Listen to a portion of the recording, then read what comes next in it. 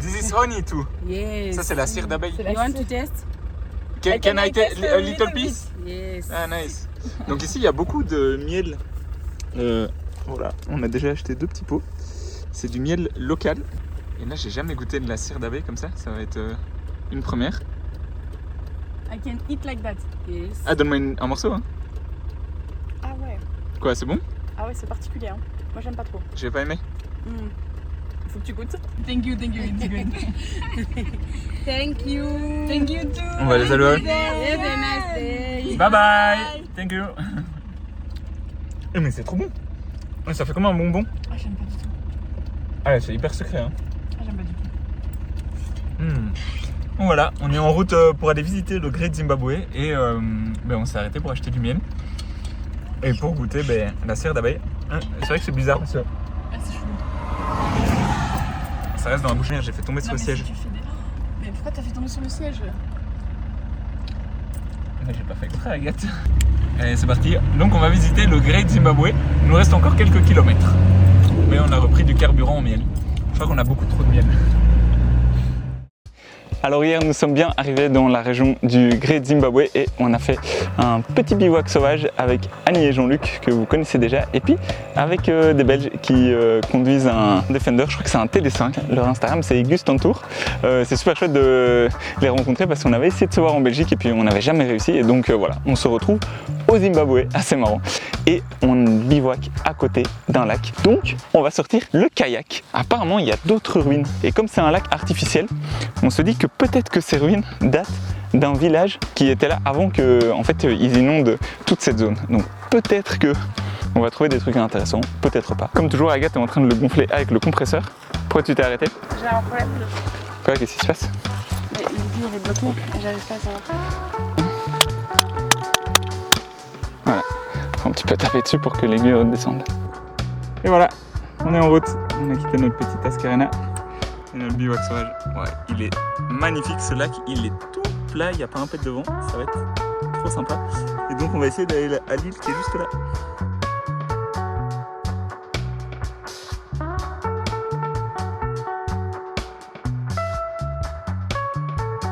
Et voilà, on est arrivé à notre petite île. Ouais, je sais pas ce que c'est, c'est un gros rocher. Mais je sais pas pourquoi il y a cette construction là juste derrière nous. Bizarre. Bon, elle est pas non plus incroyable hein, cette île.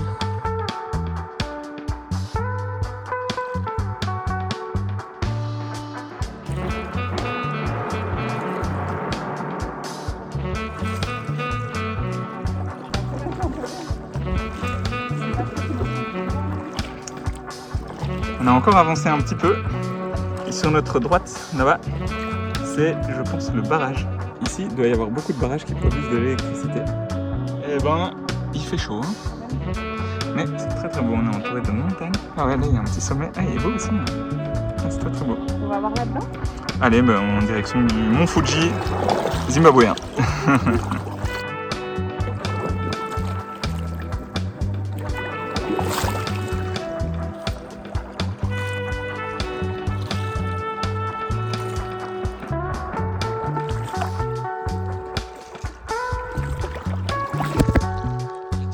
De l'eau.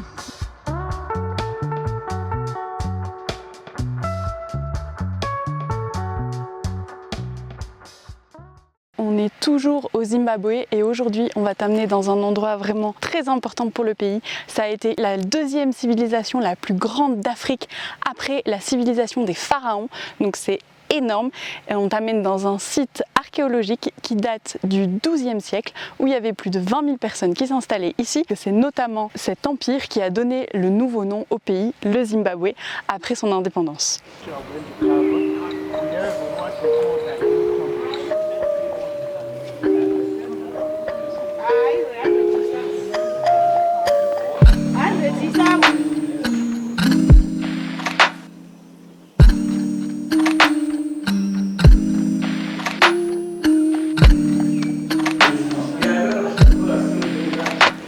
Donc là, on aperçoit petit à petit les premières constructions en pierre et c'est vraiment ces constructions qui nous intéressent. Donc ce site, il a notamment été classé en 1987 par l'UNESCO. Alors on arrive enfin sur le site et là on découvre déjà les premiers murs du Great Zimbabwe. Et un truc qui est très intéressant et dont on va parler tout au long de la visite, c'est qu'il y a plusieurs types de murs. Donc les murs ont été classifiés en 4 types, on va dire. Il y a le P, le PQ, le Q et le R. Le mur qui se trouve juste derrière moi, c'est le R, le dernier, parce que c'est les murs les plus récents. Ce sont des murs qui ont été construits avec des pierres qui sont en fait les chutes des premières pierres qui ont été taillées et qui sont beaucoup plus travaillées. Donc là on va le voir que c'est un mur voilà, un petit peu banal et au plus on va avancer, au plus on va voir que les murs sont hyper bien taillés pour qu'il y ait des éléments décoratifs avec ces pierres naturelles. Parce que les Shona donc, qui étaient ici ont vraiment développé un art et des techniques d'ingénierie pour pouvoir mettre en œuvre ces pierres et construire des murs qui pouvaient aller jusqu'à 11 mètres de hauteur alors qu'il n'y a aucun mortier. Ce sont juste des pierres sèches empilées les unes au-dessus des autres. Et alors on pourrait se demander pourquoi est-ce que les murs les plus récents sont les moins bien réalisés. C'est en fait parce que ce sont les murs qui ont été construits lors du déclin de l'Empire Shona, lorsqu'il y avait moins de personnes qui habitaient ici, lorsqu'ils avaient le moins de ressources et donc ils ne pouvaient pas construire des murs aussi beaux que ceux qu'ils construisaient au moment du sommet de leur empire. Then we've got at least the valley which is down. Then we've got another wall on the back of the village. And that's why she was living closer to the king? She was in here, she was honored. The king was up almost like 100 something, while he's living. Alors on a un petit peu marché et on se trouve déjà devant un mur qui est immense et qu'on appelle le Great Enclosure. C'est impressionnant en fait d'avoir ça derrière nous. À l'époque où ça a été construit, c'était une prouesse d'ingénierie parce que le mur là qu'on a derrière nous, au point le plus haut, il fait 11 mètres. En fait, on a 6 mètres de large à la base et au plus on monte, au plus le mur va s'affiner. Et au sommet, seulement 1 mètre. Ça a été réalisé pour en fait que le centre de gravité du mur soit le plus bas possible et que la structure puisse durer des années et des années. D'ailleurs, elle est toujours là. C'est là aussi que vivait la toute première femme du roi, qui est la femme la plus importante. Il faut aussi dire que le roi qui habitait ici, il avait plus de 200 femmes. Et là, c'était la plus vieille et c'était la femme la plus importante, c'était elle qui était le plus souvent en contact avec le roi. Mais malgré tout, elle ne vivait pas avec lui, elle vivait en bas alors que le roi vivait en haut avec ses conseillers. Tout ce site a été construit entre les années 1100 et 1450. Donc il y a eu 300 ans durant lesquels il y a eu des modifications, des améliorations et donc il y a des zones qui datent de différentes époques. Celle qui se trouve derrière moi, c'est pas la plus ancienne, mais c'est une des plus anciennes. On va dire que c'est la deuxième plus ancienne parce que d'abord ils ont commencé à construire sur le sommet et ensuite ils sont descendus et ils ont commencé à construire ici.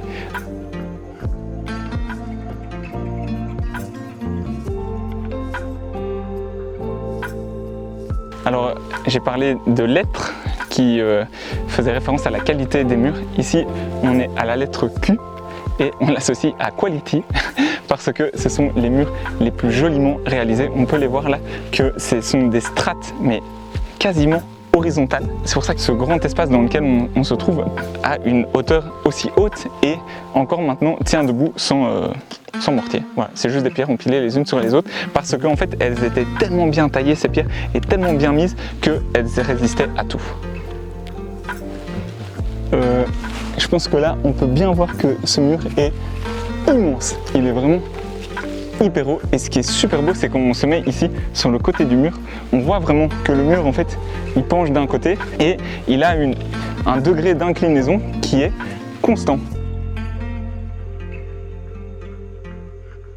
Alors juste derrière moi, il y a un des symboles du Zimbabwe, c'est cette tour, cette haute tour.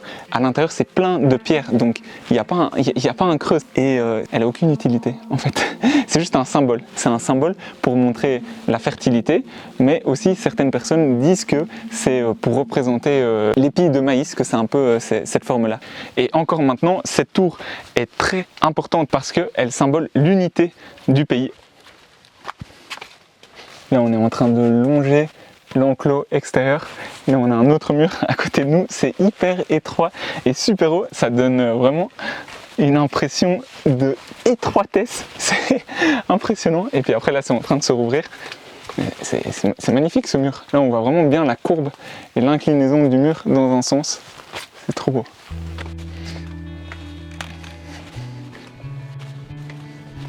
avec le mur qui est derrière moi, on peut voir l'épaisseur. Il est vraiment super large à la base et puis il s'affine peu à peu au plus on monte. Mais donc, enfin, c'est là qu'on se rend compte du nombre de pierres qui a dû être utilisées ici pour construire ces murs. Il y en a énormément. Là, on voit bien que ce sont juste des pierres empilées les unes sur les autres. Et on peut surtout voir qu'elles sont plates de deux côtés, au-dessus et en dessous. Et ces pierres, elles étaient taillées d'une certaine manière avec des outils en fer. Et donc, on peut imaginer que ici, ils avaient déjà développé le fer pour pouvoir travailler ces pierres. Comment ils les travaillaient? En fait, comme c'est du granit, ils les mettaient dans du feu, ils les faisaient chauffer et ils arrivaient à casser et à faire des couches. Et après, ces pierres plates, ces grandes pierres plates, ils les découpaient en plus petits morceaux qu'ils pouvaient empiler.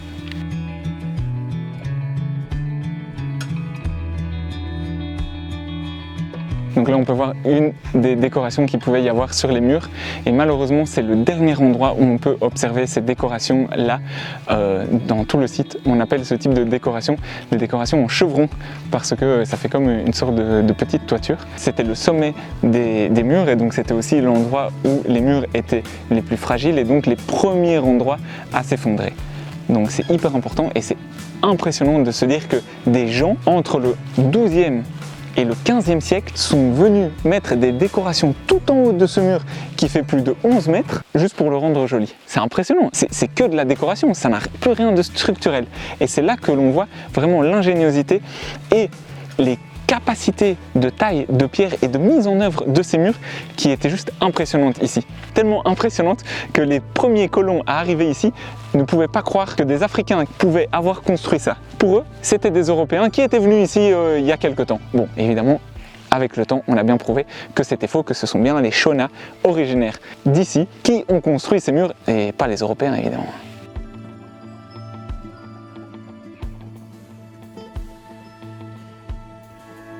Je suis vraiment émerveillée par ce site, c'est incroyable de se dire que ces murs sont encore debout, qu'on peut voir des décorations, qu'il y avait toute une civilisation qui habitait là et la deuxième plus grosse civilisation d'Afrique après les pharaons. Je suis quand même bluffée, tout le monde connaît les pharaons, mais le Great Zimbabwe, j'en avais pas entendu parler avant de mettre les pieds au Zimbabwe. Bon, et alors je suis un petit peu essoufflée parce que le site est vraiment immense, donc on fait que marcher et là on est en train de monter pour aller voir les habitations du roi en fait. Donc lui il s'est posé tout en haut de la colline. Le roi il habitait tout là-haut. On voit le mur là au-dessus de la colline. Et les femmes elles étaient en bas de la colline où on était tout à l'heure. Ah oui, et comme on l'a dit dans la précédente vidéo sur Harare, le taillage des pierres et les statues de pierre sont très prisés ici. C'est un artisanat qui est vraiment typique du Zimbabwe et c'est aussi parce qu'il y a des pierres partout dans le pays. Et voilà, l'ascension commence.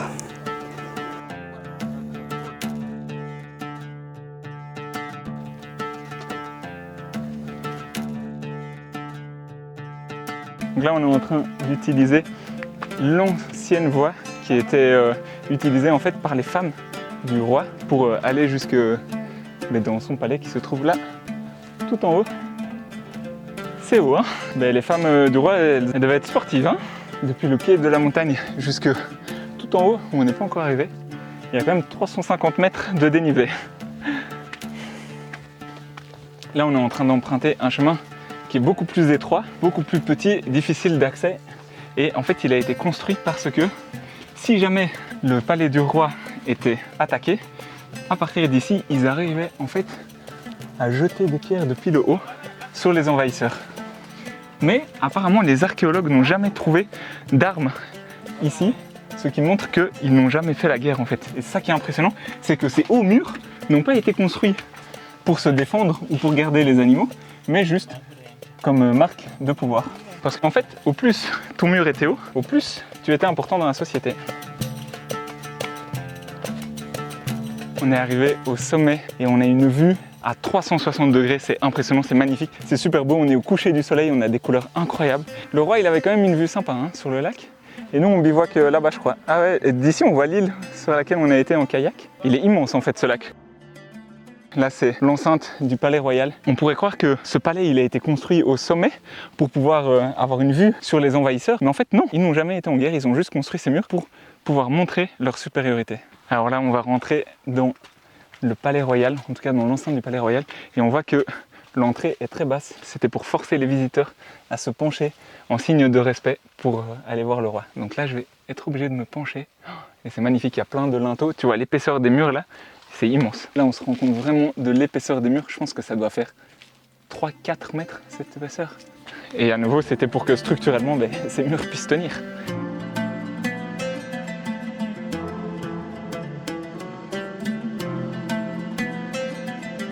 En fait, personne n'habitait dans une maison en pierre. Ils habitaient dans un enclos en pierre. À l'intérieur de cet enclos, ils vivaient dans des maisons qui étaient construites avec de la terre. Et alors, un truc qui est très intéressant, c'est que lorsqu'un roi succédait à un autre, il laissait s'effondrer les anciennes constructions en terre et il construisait par-dessus.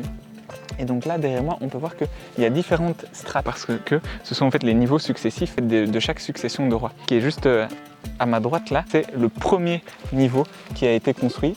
C'est le niveau du premier roi. On dit qu'on peut compter jusqu'à 8 couches successives qui montrent qu'il y a eu 8 rois qui se sont succédés ici. C'est super beau de voir comment les pierres ont été empilées les unes au-dessus des autres et comment elles épousent la forme du rocher et qu'elles tiennent encore maintenant alors qu'il y a 0 mortier. Ah, il faut se dépêcher pour aller voir le coucher de soleil là en haut. De nouveau, les entrées, elles sont trop belles. C'est super beau de rentrer par ici. Bon, c'est un petit peu étroit.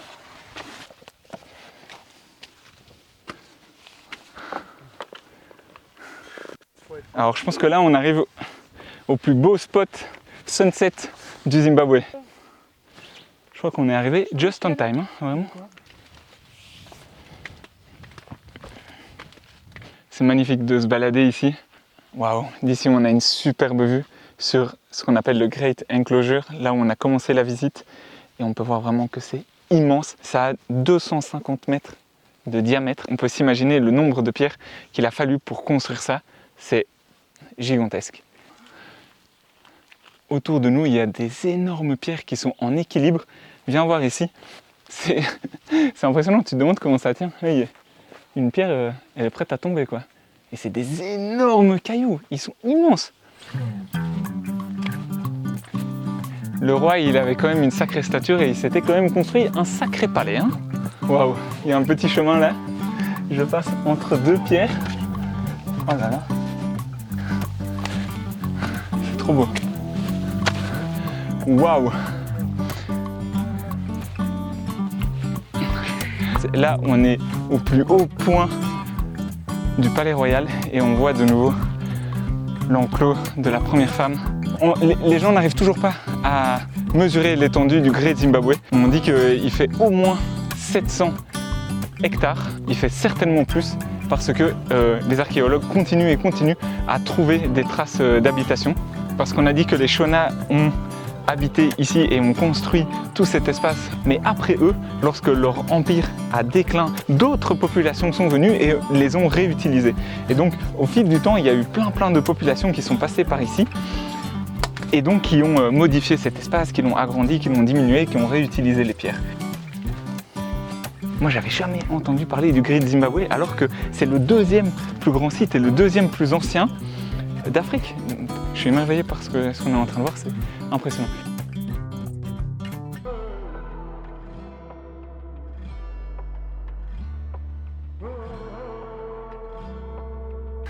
Il y a 2 minutes, on était juste là en haut sur la pierre qui est toute plate et on dit que c'était le balcon du roi, c'est là que le roi s'adressait à sa cour.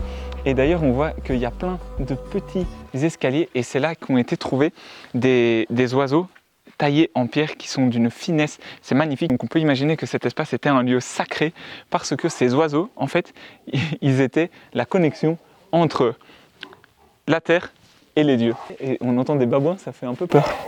Ok, on va peut-être y aller parce que je crois que c'est l'heure où les babouins arrivent. Ils sont en train de crier. Ah oui, il est juste là où on était. D'accord, ça va, on part. On va te laisser le babouin. Il nous chasse. Les babouins n'ont pas l'air contents qu'on soit là en tout cas.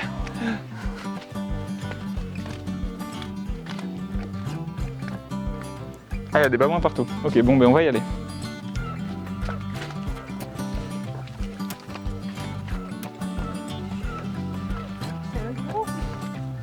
On va vous laisser tranquille. Hein.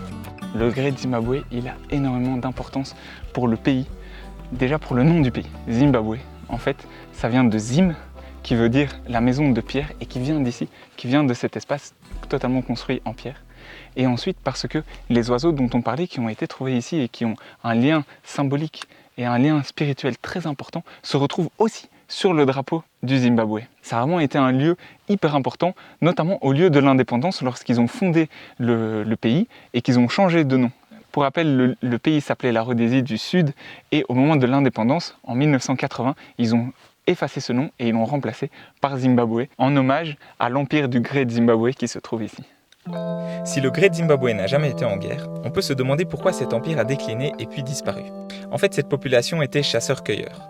Pendant longtemps, ils ont pu chasser des animaux aux alentours du site, mais à mesure que l'empire grandissait, les besoins en nourriture augmentaient aussi, jusqu'au moment où les besoins ont dépassé les ressources disponibles. Il n'était donc plus possible de chasser de la nourriture et donc de se nourrir. Ils se sont alors peu à peu déplacés, mais dans des directions différentes. C'est pourquoi on retrouve aujourd'hui plein de ruines dans la région sud-ouest du Zimbabwe. Le Great Zimbabwe reste cependant les plus anciennes et les plus grandes. Là, il y a une carte qui montre en fait toutes les ruines qu'il y a dans le pays. Celle du Great Zimbabwe, celle de Kami juste en dessous de Bulawayo, il y en a aussi une près de Gweru, aussi tout à l'ouest, donc ça montre la migration que ces peuples ont dû effectuer au cours du temps. Parmi ces nombreuses ruines, petites sœurs du Great Zimbabwe, celles de Kami sont certainement les plus belles. À Kami, les Shona ont mis une nouvelle fois en application leur ingéniosité et leur savoir-faire pour ériger des murs qui ne seront pas des enclos, mais des terrasses. Et c'était sur ces plateformes que des petites huttes construites en terre étaient positionnées. Donc évidemment, il ne reste plus rien de ces huttes en terre, mais les plateformes sont elles toujours là avec les escaliers et les jolies décorations, comme on peut voir sur ce dessin. On peut voir de superbes motifs décoratifs sur les murs, beaucoup plus qu'au Great Zimbabwe et que nulle part ailleurs. En fait, ce site a particulièrement bien été conservé, parce qu'après le nouveau déclin de la civilisation de Kami, le site n'a été occupé que 300 années plus tard par les Ndébélé. Et contrairement à d'autres sites, les nouveaux occupants ne se sont pas servis de ces belles pierres joliment taillées pour construire quelque chose de nouveau. Le roi a en fait déclaré les lieux comme étant sacrés. Il le protégeait et l'utilisait uniquement pour des cérémonies.